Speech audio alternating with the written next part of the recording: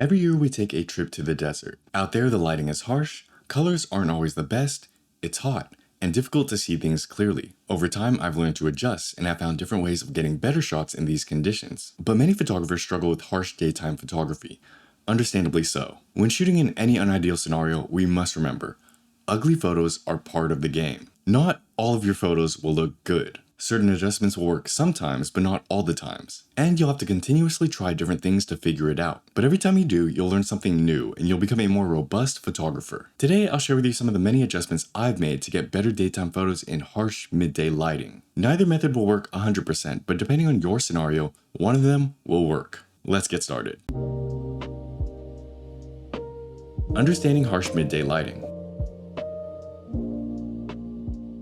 If we want to take better daytime photos, we have to understand what we're working with in the first place. Currently, I'm going to assume that all we have is our camera. No special equipment, just us and the sun. In this scenario, there are two main factors that are affected by this time of day: contrast and colors. As opposed to other lighting conditions like golden hour, during midday we have a harsh contrast. If you think about it, golden hour can be anywhere from 4 to 8 p.m. depending on where you live and the time of year. During those hours, the sun is usually down, closer to the horizon. This angle is well reflected in our photos, drawing lines between buildings and adding more pleasing shadows to our subjects. For daytime photography, however, the opposite is true. At around 11 to 2 p.m., the sun is at its highest, hottest, and brightest. If you consider the angle, this typically puts the sun right above us. The lines drawn from this angle would be straight down or in parallel with buildings and subjects, so we don't get the same nice glow we'd get during golden hour. It's also harder to use light as a compositional tool to draw lines in your frame. The characteristics of midday lighting are often considered unflattering. Highlights can be blown out, shadows can be in weird places, and landscapes can be washed out. And because it's so bright, your subjects may squint more because it's harder to see. Now, that could be the very emotion you want to capture, but it's not the best look for portraits specifically. In addition to contrast, colors are also affected by harsh midday lighting.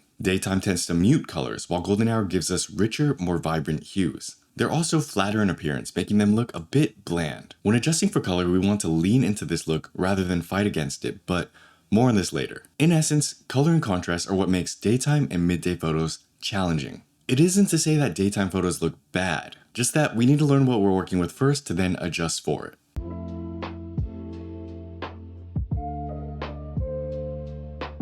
Daylight white balance.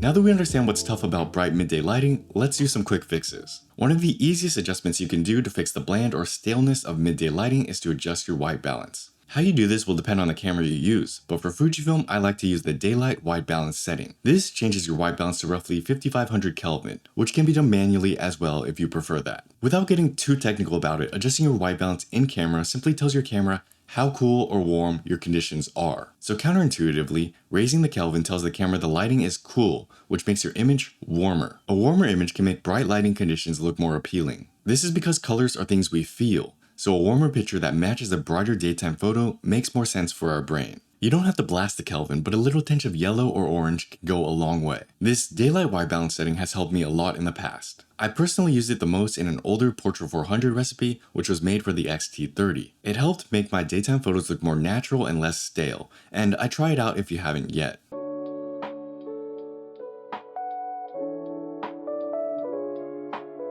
Daytime film simulations.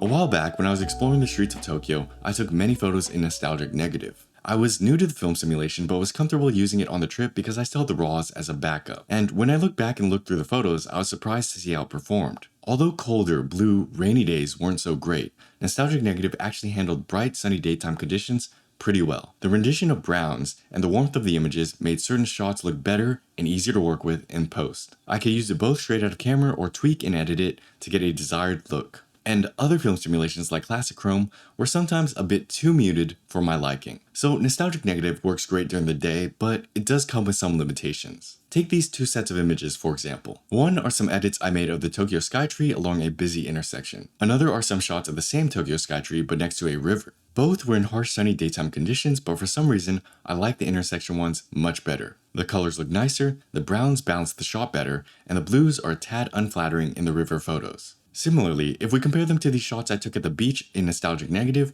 we can see just where the film simulation shines. Nostalgic Negative looks better when there's some kind of brown involved. It could be the buildings, the sand, the sun, but as long as there's some brown or orange, it renders better. The shots by the river, however, just had too much blue and I didn't find that hue appealing. I show you this to say, if you're struggling to get the right look during the day, changing up your film simulation could help with that. Nostalgic Negative is great, but because it doesn't always look nice, I like to flip-flop between that, Classic Chrome, and Classic Negative. Each one has its own limitations, but if you can understand where they shine, you can get much better results.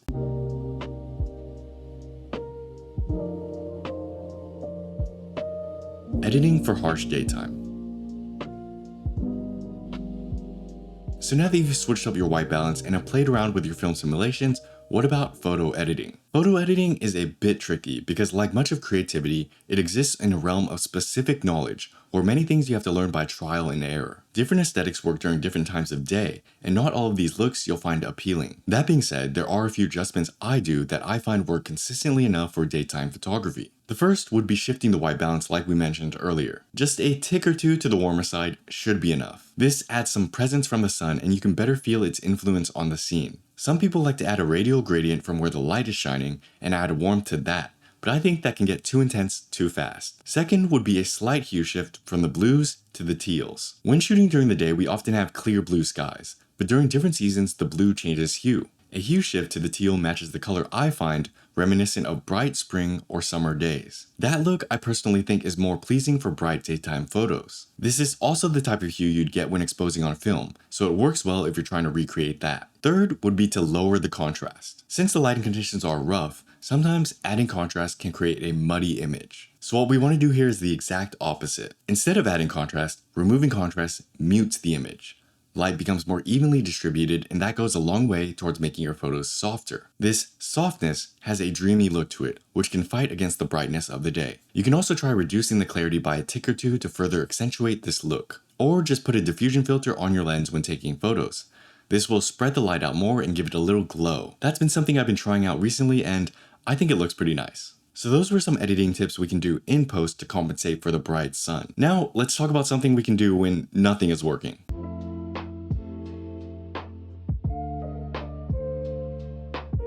If all else fails.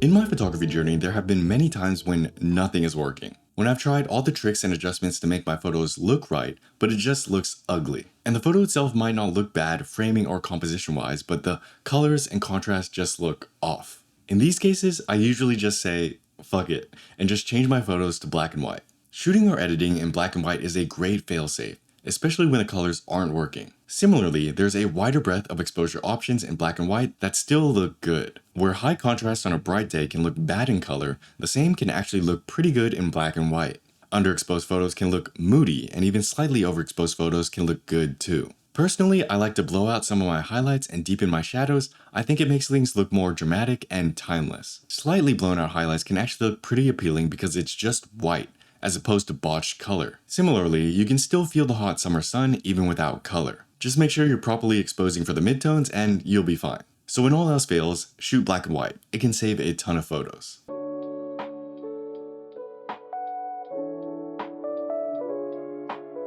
Capture the theme.